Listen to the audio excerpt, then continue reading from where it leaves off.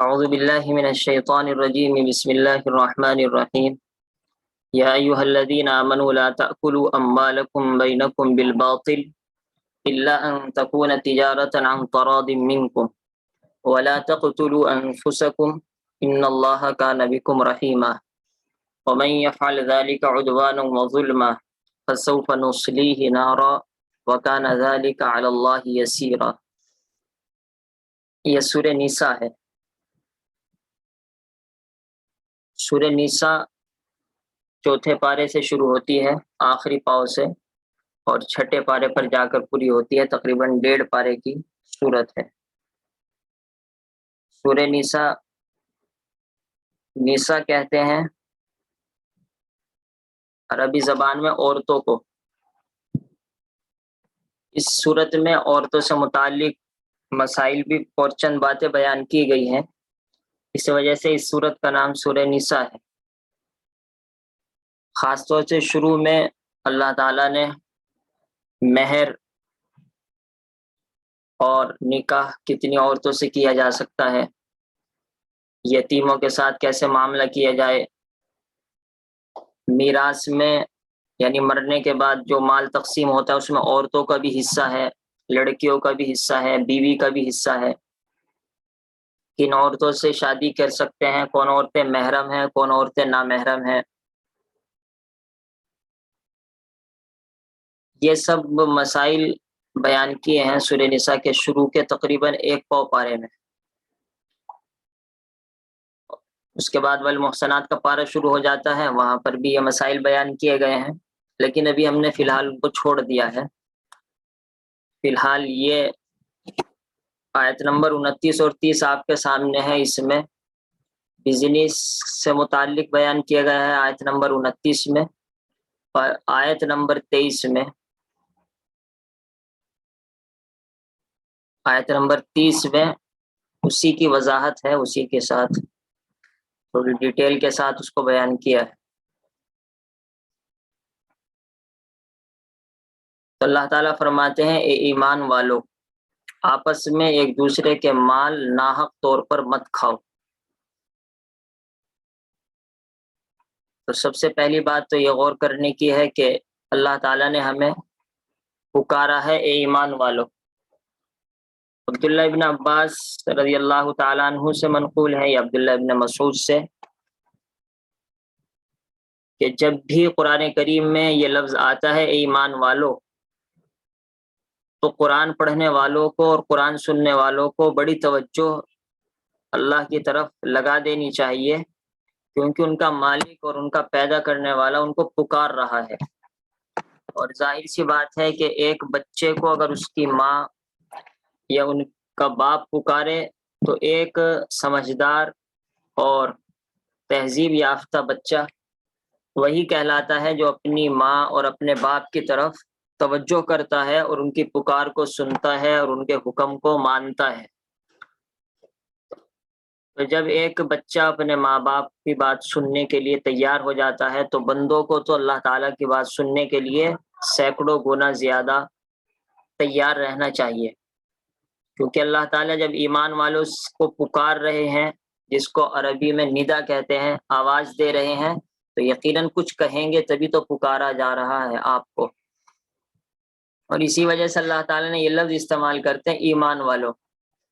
یہ بھی لفظ استعمال نہیں کرتے اے لوگوں یا نبی صلی اللہ علیہ وسلم کے امتیوں، اے مردوں، اے عورتوں، یہ لفظ استعمال نہیں کرتے.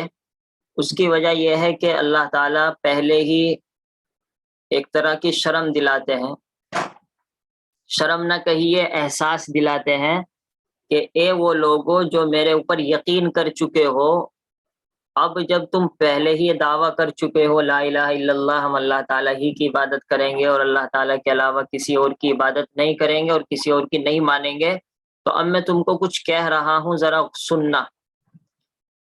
الذین آمنوا سے پکارنے میں اسی طرف اشارہ کیا گیا ہے کہ اپنی توجہ اس طرف لگاؤ.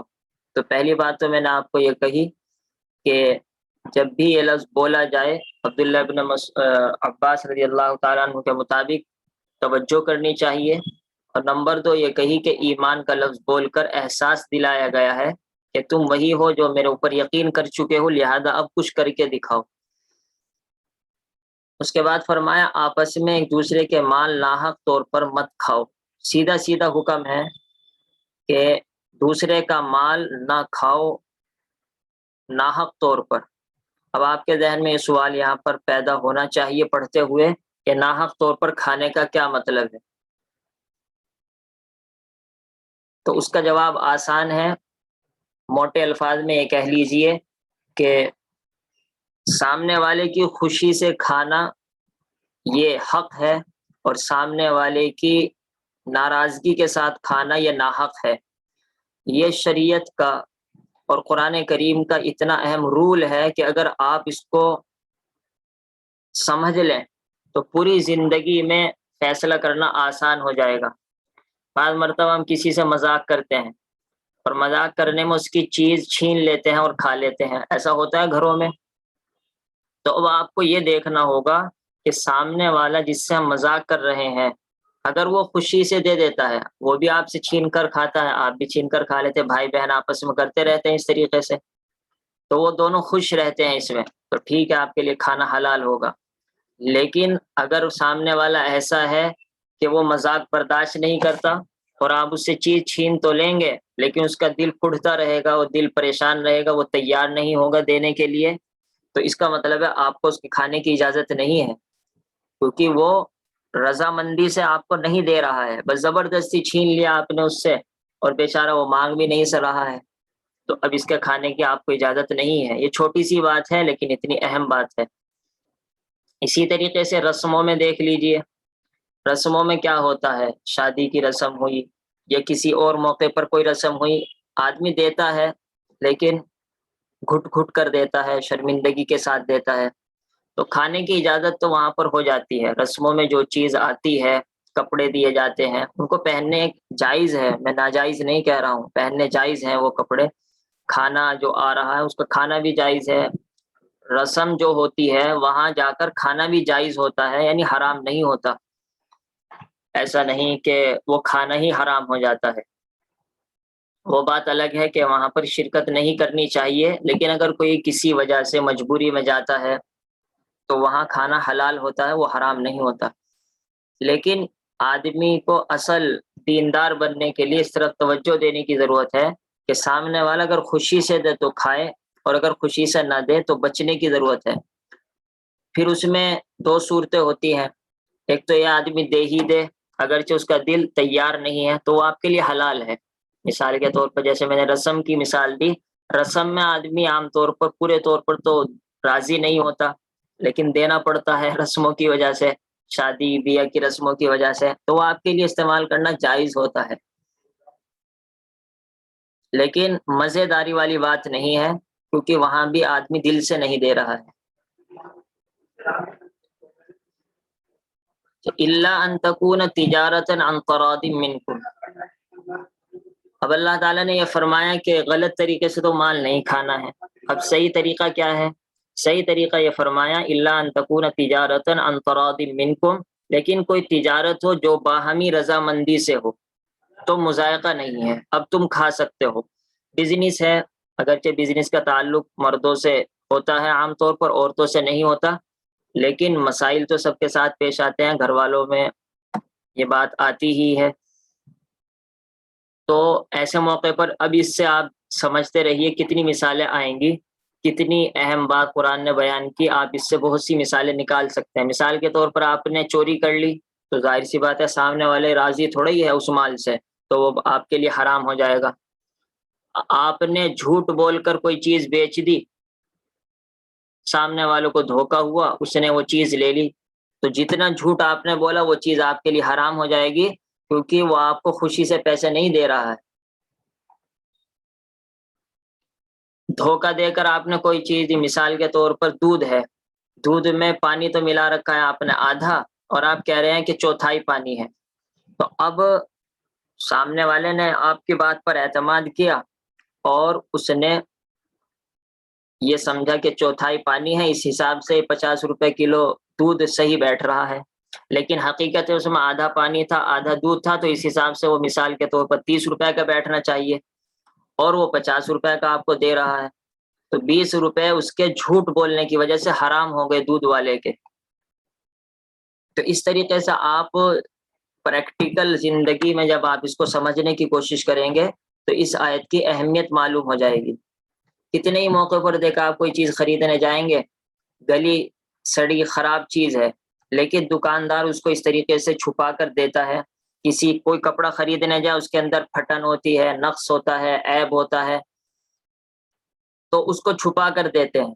اب ایک سوٹ اگر فریش اگر ہو تو 1000 روپے کا ہے، اور اگر اس کے اندر کمی آ جائے تو مارکیٹ میں وہ 900 روپے کا ملتا ہے مثال کے طور پر، اور دکاندار نے اس کو چھپا کر دھوکے سے آپ کو دے دیا، تو اس کے 100 روپے حرام ہو گئے، کیونکہ 900 روپے کا اصل یہ مال تھا اور اس نے دھوکہ دیا، اس کو 1000 روپے کا دے دیا، اب اس کی 100 روپے کی روزی حرام کہلائے گی، کیونکہ وہ دھوکے سے اس نے دی ہے۔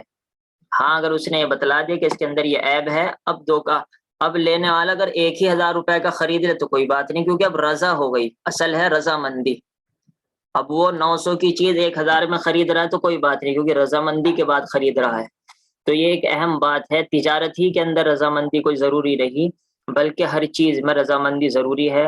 گھر پہ بھی اس کا خیال رکھنا چاہیے، بعض مرتبہ بھائی بہن آپس میں ایک دوسرے کی چیز اٹھا کر کھا لیتے ہیں، تو اس میں دیکھنے کی ضرورت ہے کہ میرا بھائی میری بہن یہ میرے بچے ہی راضی ہے یا نہیں ہے۔ بے فائدہ کسی کی چیز کھا لینا، وقتی طور پر مزہ لے لینا، اور خدا نخواستہ اللہ تعالی کی طرف سے پکڑ ہو جائے، یہ کوئی اچھی بات نہیں ہے۔ حدیث شریف میں تو یہاں تک آتا ہے کہ کسی کی لاٹھی وغیرہ یعنی چھوٹی سی چیز بھی بطور مذاق کے نہ لو، کیونکہ اگر تم لوگے تو اسے پریشانی ہوگی، میری لاٹھی کہاں چلی گئی، یعنی بطور مذاق کے لینے کو بھی منع کیا گیا، حالانکہ تم واپس کرنے کے لیے تیار ہو، کیونکہ وہ پریشان ہو جائے گا۔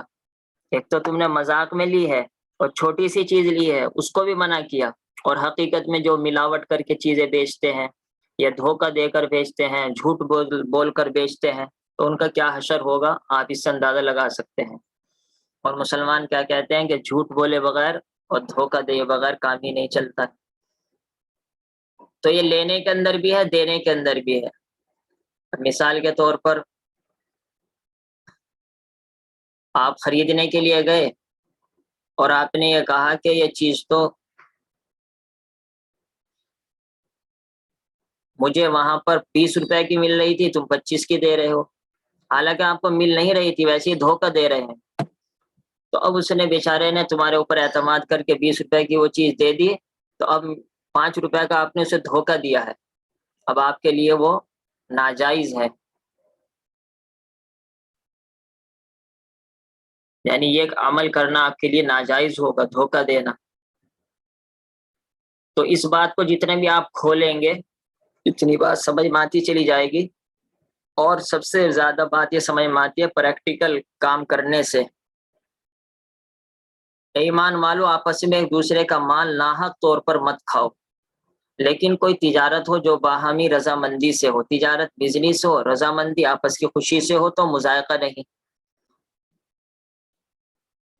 مزدوری کا مسئلہ آتا ہے، اب ایک صاحب کو مثال کے طور پر آپ نے مزدوری میں رکھا، 8 گھنٹے کی مزدوری ہے، 500 روپے اس سے طے ہوئے، اب آپ اس کو 500 کے بجائے 450 دینے لگے، یہ ناجائز ہے۔ یا وہ 8 گھنٹے کے بجائے 6 گھنٹے کام کرنے لگے، 7 گھنٹے کام کرنے لگے، یہ ناجائز ہے۔ رکشے والے سے طے ہوئے 25 روپے اور آپ وہاں جا کر اس سے لڑنے لگ جائیں اور 20 روپے دینے لگے، یہ ناجائز ہے، کیونکہ اس میں رضامندی اس کی نہیں پائی جا رہی ہے۔ بس رضامندی والی بات کو آپ ذہن میں رکھیں تو بہت سارے مسئلے آپ کے حل ہوتے چلے جائیں گے۔ تو یہ تو ہے تجارت، مال کون سا کھایا جائے اور کون سا نہ کھایا جائے۔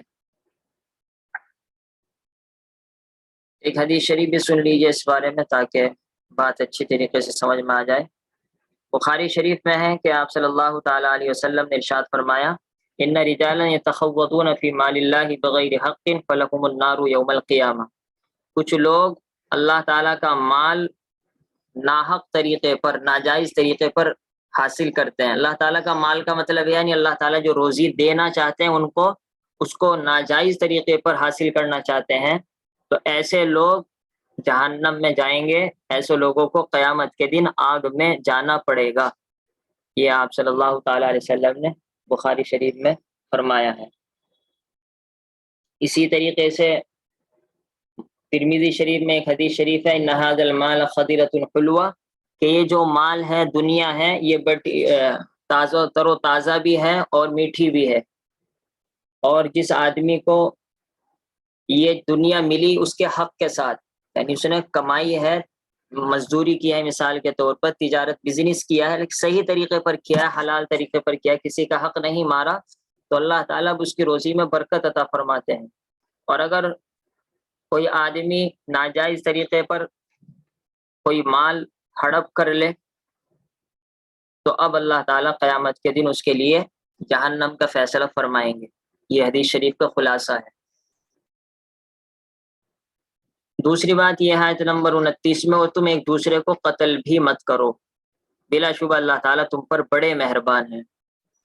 یہاں پر یہ دوسرے کو، یعنی جان کی بھی حفاظت کرو دوسرے کی، اور مال کی بھی حفاظت کرو۔ مال کی حفاظت تو پہلے آ چکی، اب جان کی حفاظت ہے، تو اسی وجہ سے کہتے ہیں اسلام جان کو بھی بچاتا ہے، مال کو بھی بچاتا ہے، اور اسلام کے خلاف جو پھیلایا جاتا ہے وہ دہشت گردی پھیلاتا ہے۔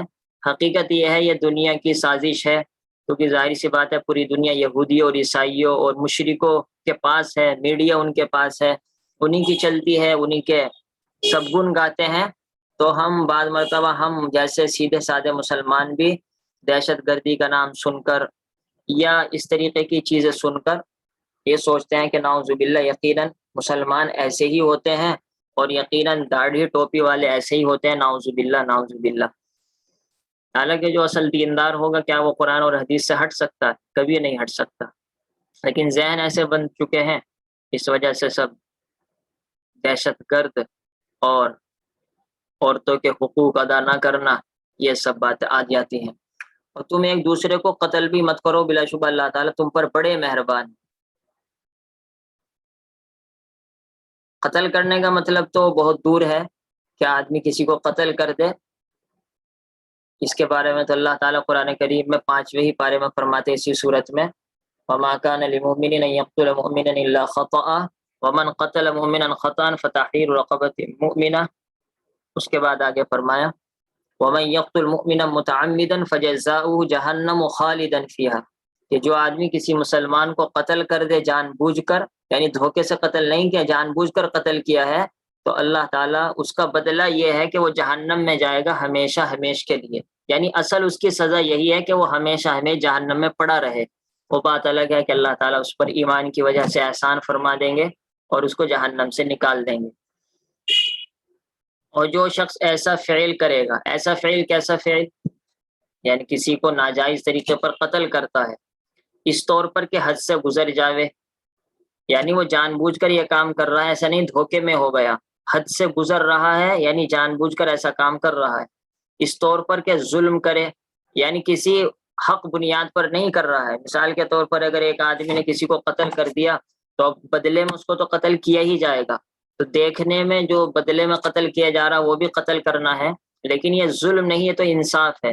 تو اگر کوئی بدلے میں اور حق طریقے پر قتل کرتا ہے تو یہ تو شریعت اس کا حکم دیتی ہے، یا ایھا الذین آمنوا کتب علیکم القصاص فی القتلی، تمہارے اوپر قتل کرنے میں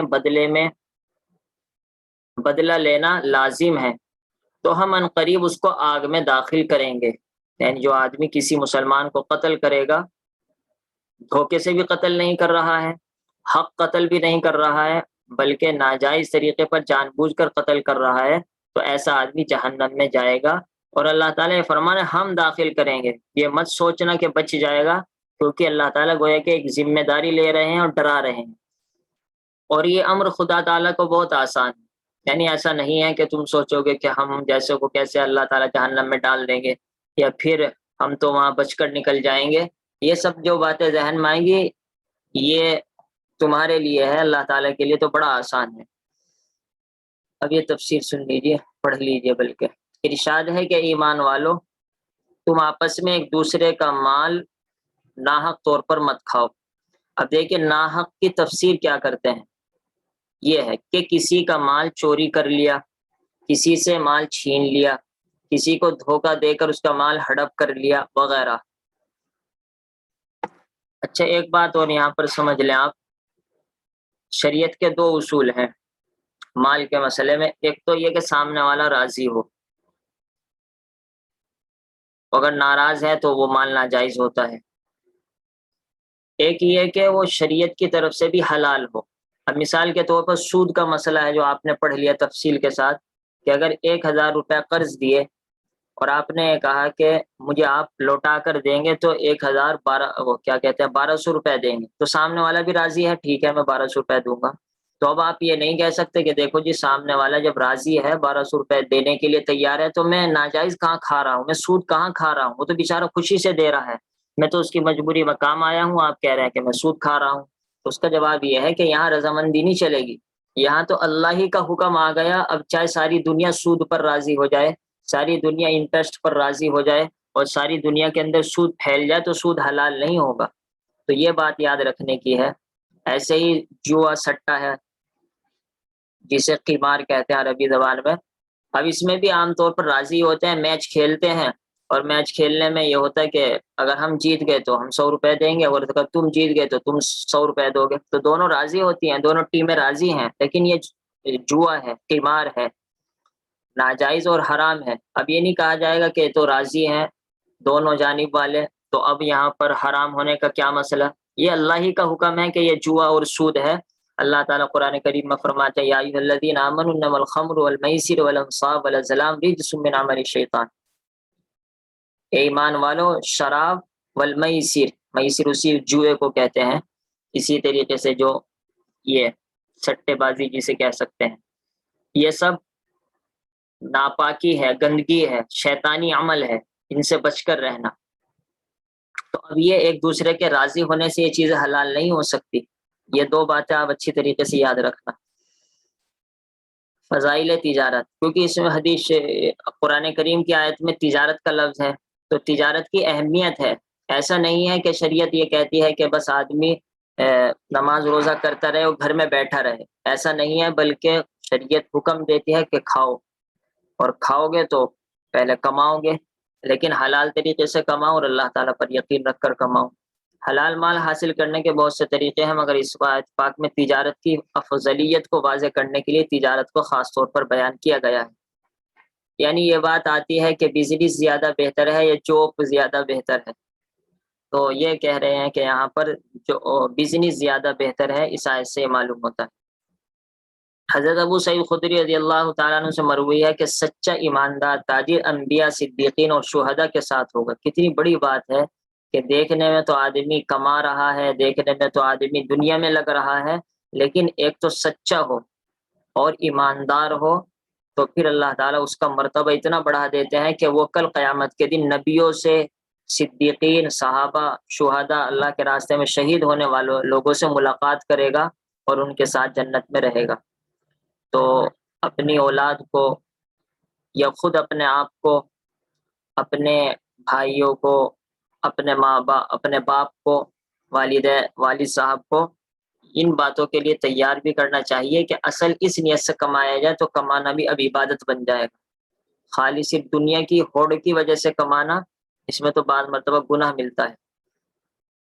لیکن شرط یہ ہے کہ سچائی ہو. اب سچائی کے اندر جھوٹ بھی نکل گیا، دھوکہ بھی نکل گیا، رشوت بھی نکل گئی، سود بھی نکل گیا، سب کچھ ختم ہو گیا. حضرت رافع بن خدیج رضی اللہ تعالیٰ عنہ سے مروی ہے کہ ایک شخص نے رسول اللہ صلی اللہ تعالیٰ علیہ وسلم سے معلوم کیا کون سی کمائی حلال اور پاک ہے. فرمایا اپنے ہاتھ کی مزدوری اور پاک تجارت. اس سے معلوم ہوا کہ مزدوری بھی شریعت میں پاکیزہ روزی کہلاتی ہے اور اس کی بھی بڑی فضیلت آئی ہے. یعنی جس میں دھوکہ، فریب اور جھوٹ شامل نہ ہو، پاک تجارت کا یہ مطلب ہے. اس کے بعد ارشاد فرمایا ہے کہ آپس میں ایک دوسرے کو قتل بھی مت کرو، اور یاد رکھو جو شخص ہمارے حکم کی خلاف ورزی کرے گا کہ ظلم و ستم سے کسی کا ناحق مال لے لے گا یا کسی کی جان لے لے گا تو ہم جلدی ہی اس کو جہنم میں داخل کر دیں گے. اب آپ جب ترجمہ پڑھیں گے تو ترجمے سے بات پوری سمجھ میں نہیں آئے گی. ترجمہ تو یہ تھا نا کہ وہ تو میں نے ترجمے میں تفسیر کر دی تھی، اس وجہ سے سمجھ میں آ گیا ہوگا. اب یہ ہے کہ جو شخص ایسا فعل کرے گا اس طور پر کہ حد سے گزر جائے، اس طور پر کہ ظلم کرے. کیا مطلب ہے جو شخص ایسا فعل کرے گا، اب یہی سمجھ میں نہیں آئے گا ایسا فعل کیسا فعل۔ دوسری بات، ایسے طور پر کہ حد سے گزر جائے، اس کا کیا مطلب؟ اس طور پر کہ ظلم کرے، اس کا کیا مطلب؟ اب یہ سب باتیں آپ کو کتاب سے نکالنی ہوگی اگر آپ کو کوئی نہیں پڑھا رہا ہے۔ یہ ہے کہ جو شخص ہمارے حکم کی خلاف ورزی کرے گا، اب یہ ایسا کرے گا یعنی حکم کے خلاف کرے گا، اس کا جواب ہو گیا کہ ظلم و ستم سے کسی کا ناحق مال لے گا، یہ وہ ہے حد سے گزرے گا۔ تو حد سے گزرنے کا مطلب ہے کہ کسی کا مال ناحق طریقے پر لے لیا یا کسی کی جان ناحق طریقے پر لے لی، یہی ظلم ہے اور یہی حد سے گزرنا ہے۔ تو ہم جلد ہی اس کو جہنم میں داخل کر دیں گے، اور جہنم میں پھینک دینا اللہ کے لیے بڑا آسان ہے، لہذا گنہگار بے خوف نہ ہو۔ بلا شبہ اللہ پاک اپنے بندوں پر بہت بڑا مہربان ہے، اس نے ہمیں ایسے احکامات عنایت فرمائے ہیں جو ہماری جان اور مال کی حفاظت کا ذریعہ ہیں۔ اور مزید مہربانی خدا نے یہ فرمائی ہے کہ اگر تم کبیرہ گناہوں سے بچتے رہو گے، اب یہ دوسری آیت شروع ہو گئی ہے، وہ میں نے ابھی پڑھی نہیں اور وقت بھی کافی ہو گیا ہے، اس وجہ انشاءاللہ وہ کل پڑھیں گے۔ آیت نمبر 31، ابھی دو آیتیں، وہی آیت نمبر 29 اور آیت نمبر 30۔ سبحان اللہ بحمدہ، سبحانک اللہم بحمدک، نشہد ان لا الہ الا انت، نستغفرک ونتوب الیک۔ سبحان ربک رب العزۃ عما یصفون وسلام علی المرسلین والحمد للہ رب العالمین۔ اللہم صلی علی سیدنا مولانا محمد وعلی آل سیدنا مولانا محمد وبارک وسلم۔